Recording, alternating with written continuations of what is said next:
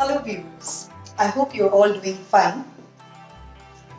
आज का वीडियो मैं बना रही हूँ कुछ फंडामेंटल एलिमेंट्स ऑफ लाइफ के बारे में बात करने के लिए। जी हाँ, उन पंच तत्वों के बारे में जिनसे हम सब बने हैं, जो कि है धरती यानी कि अर्थ, एयर यानी कि वायु, वाटर यानी कि पानी, फायर यानी कि अग्नि और आकाश यानी कि स्काई। इन्हीं पंच तत्वों के बारे में आज का ये वीडियो होगा। तो हम जानेंगे आज कि हमें इन पंच तत्वों से क्या सीख मिलती है और हम कैसे उसे अपने जीवन में अमल कर सकते हैं, कैसे उस सीख से अपने जीवन को बेहतर बना सकते हैं, कुछ गलतियों को नकार सकते हैं, इग्नोर कर सकते हैं। तो चलिए बढ़ते हैं पहले तत्व से। तो पहला एलिमेंट है अर्थ यानी कि धरती। धरती से हमें क्या सीख मिलती है? धरती हमें इशारा देती है ग्रोथ की तरफ, स्टेबिलिटी की तरफ, एक फर्म ग्राउंडिंग के बारे में हमें उससे सीखने को मिलता है। कैसे हम अपनी फाउंडेशंस को स्ट्रॉन्ग रखें, अबंडेंस की तरफ इशारा करता है। और अगर हम उन बीजों को देखें जो सही ढंग से सही एनवायरनमेंट में अगर बोए गए हैं तो वो सही फल भी बनाएंगे, सही फूल हमें प्रदान करेंगे। उसी तरह से हमें ध्यान रखना चाहिए कि हम आज जो बीज बो रहे हैं कल को हमें वही काटना है। बहुत फेमस कहावत है, you sow and you reap. So let's be careful, क्योंकि अगर हम केयरफुल नहीं होंगे तो क्या नुकसान है। धरती में क्या ऐसा हो सकता है जो केयरफुल ना रहने का अंजाम है? Lack of resources, if they finish, they diminish. That's why we talk about saving the environment. And then things like volcano eruptions, earthquakes. धरती माँ भी हिल जाती है अगर उनके बच्चे उनका ध्यान न रखें। कहीं ना कहीं यहाँ पे भी एक सीख छुपी है। हमें अपनी माँ की रिस्पेक्ट करनी चाहिए, उनका ध्यान रखना चाहिए, क्योंकि धरती हमें नर्चरिंग भी सिखाती है। बहुत इंपॉर्टेंट मैसेज है इसमें। नर्चरर है वो हमारी। इसी तरह से क्या हम अपनी नर्चरर को इग्नोर कर सकते हैं? कभी भी नहीं। तो एक अच्छा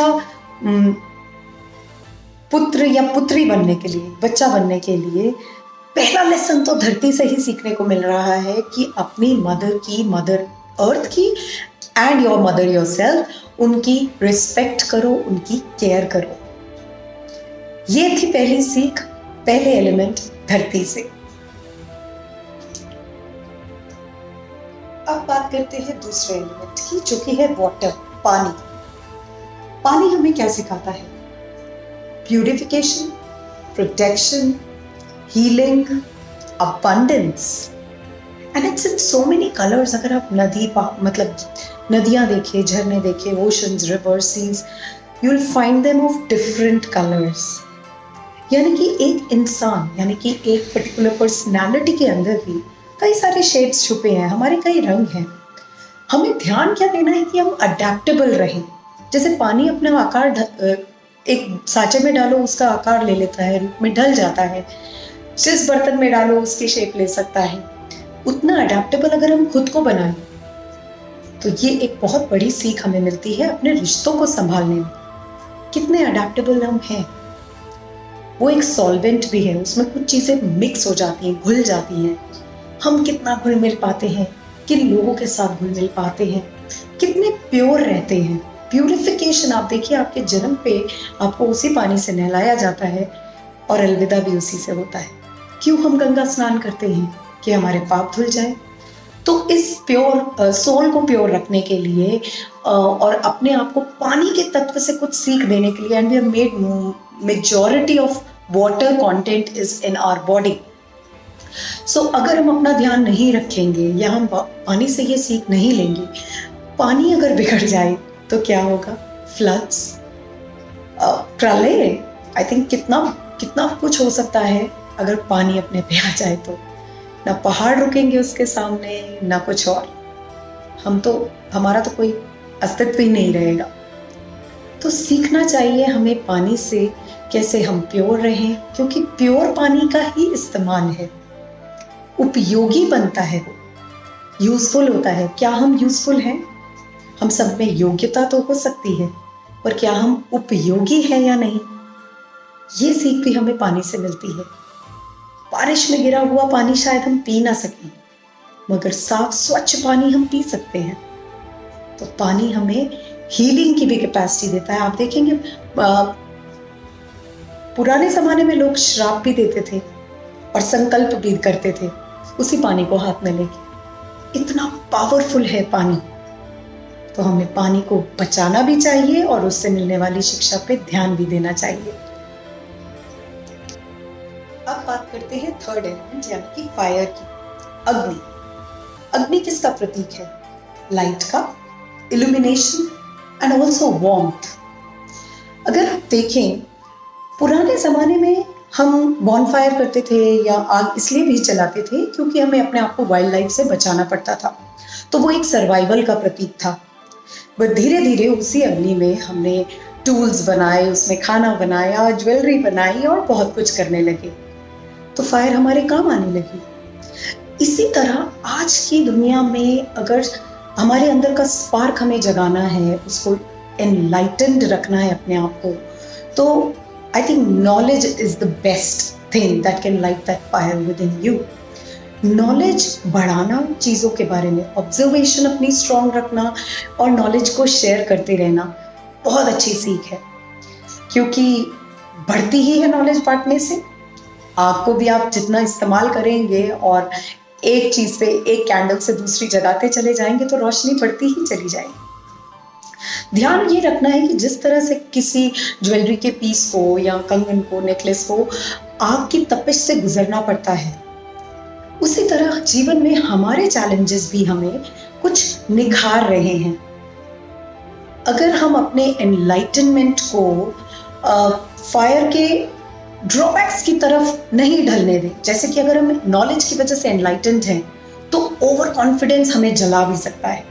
उस चीज़ से हमें सावधान रहना है कि हम ओवर कॉन्फिडेंस अपनी नॉलेज का ना आने दें, क्योंकि फिर आग अग्नि तो सब कुछ भस्म कर सकती है। ये सीख हमें फायर से मिलती है। अपने इनर स्पार्क को जगाए रखना है, सीखते चले जाना है, बस सीखते चले जाना है। अब बात करते हैं फोर्थ एलिमेंट यानी कि एयर, वायु, प्राणवायु, आवर ब्रेथ, आवर ऑक्सीजन।